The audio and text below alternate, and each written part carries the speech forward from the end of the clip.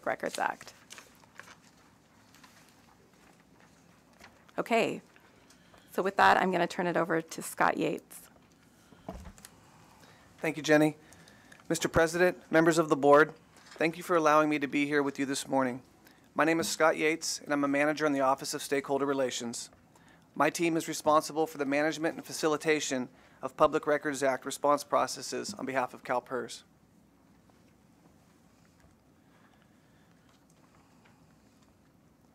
During my portion of the presentation this morning, I hope to provide an understanding of how calPERS responds to Public Records Act requests.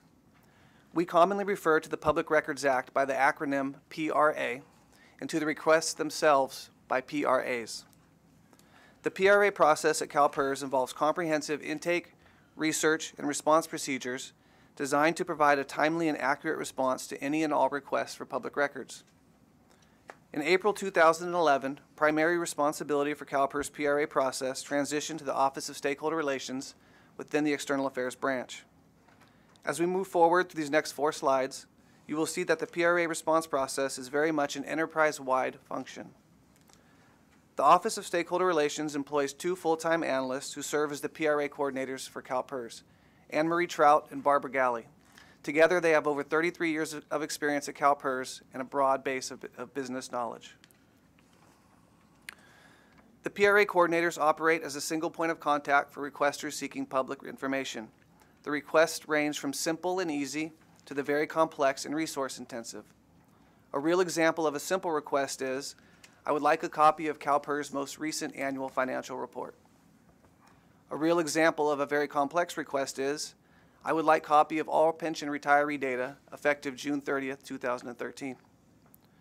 Records requests that are part of normal business processes are handled by staff within the appropriate division. Examples of normal business requests include requests for personal financial documents such as 1099-Rs, or requests for documentation to verify prior membership. Requests that fall outside of normal business are handled through our Office of Stakeholder Relations, commonly referred to by the acronym STRL.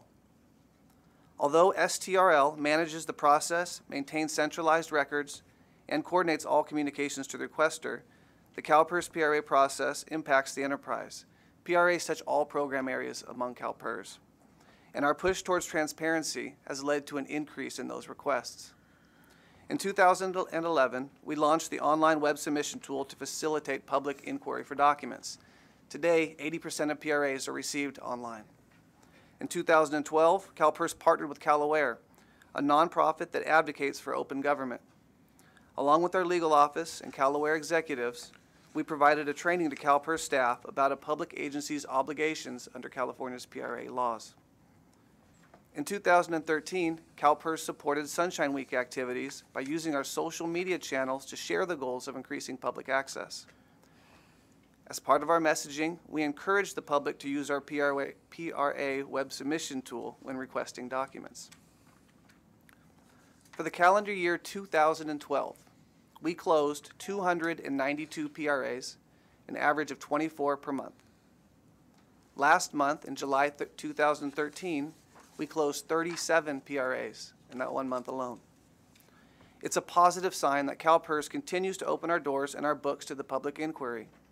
It's a positive sign that if the public requests information, our default answer is, yes, we will help you find that information. As you'll see on the next 2 slides, our PRA response process consists of 4 components: intake, research, review, and respond. The intake component is owned solely by the PRA coordinators. They manage the requests submitted to calPERS, generate a PRA tracking number, and communicate our initial response to the requester. The next 2 components, research and review, are a constant collaboration between STRL staff and the program areas who own the requested data.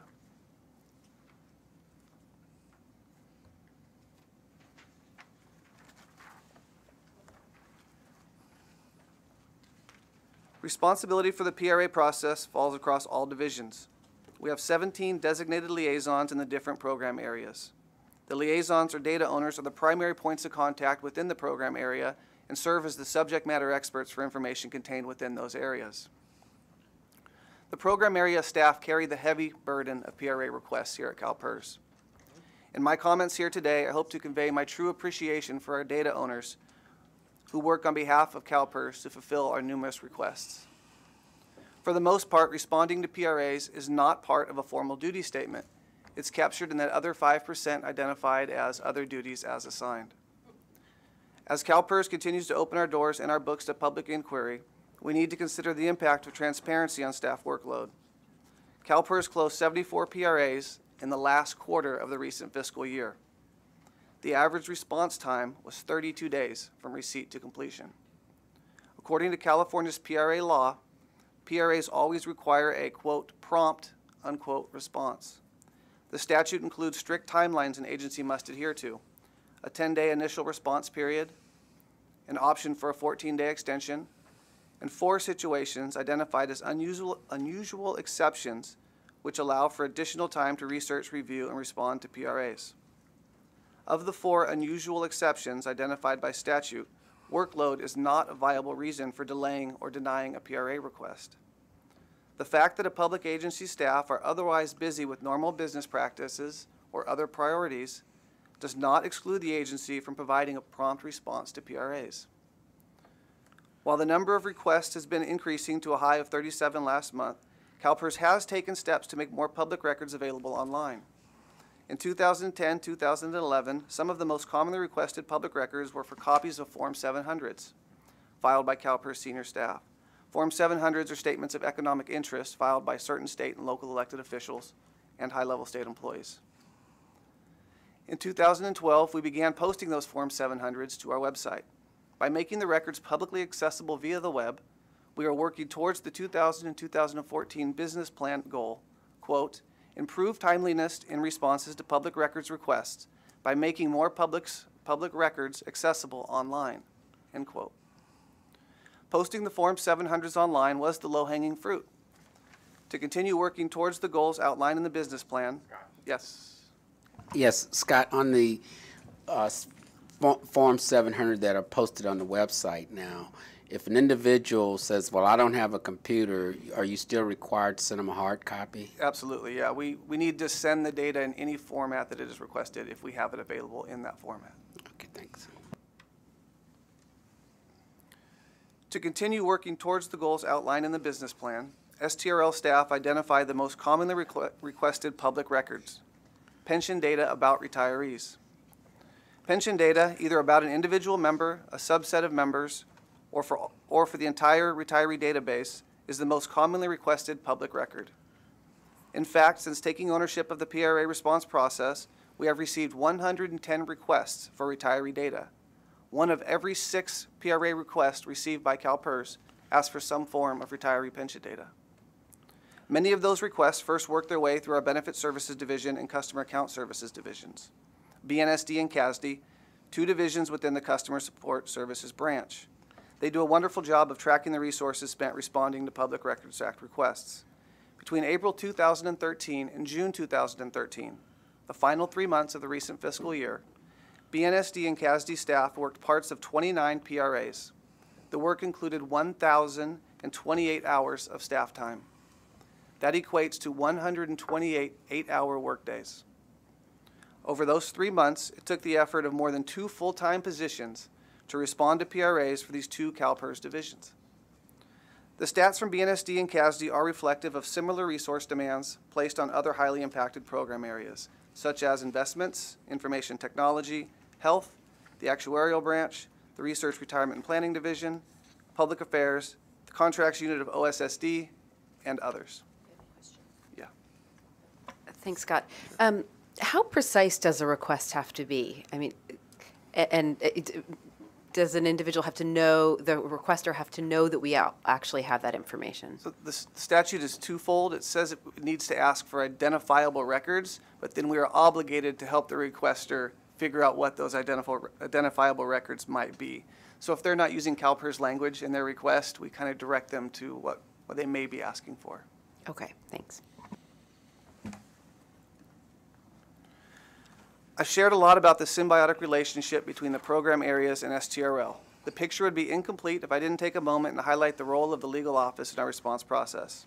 Since the beginning, we have worked very closely with legal staff to ensure that our policies, communications, and actions are in line with the expectations set by statute. They have been and continue to be our most trusted partner in this process. In conclusion, the data from BNSD and CASD begins to highlight the real impact of transparency to our organization. The program area staff have absorbed the brunt of the work from the 653 PRAs that we've closed since April 2011. As the number of PRA requests continues to rise, and as we continue to promote transparency and accountability, we need to ensure that staff resources are available so we can respond promptly to all PRA requests.